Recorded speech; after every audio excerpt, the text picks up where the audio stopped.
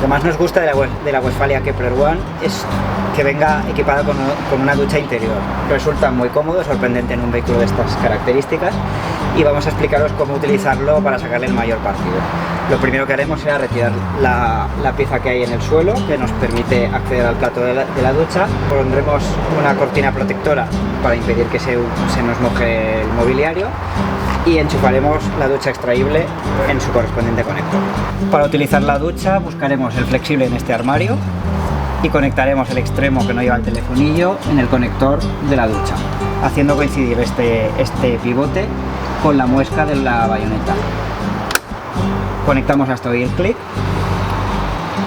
y ya podemos situar la ducha en su soporte en el cristal.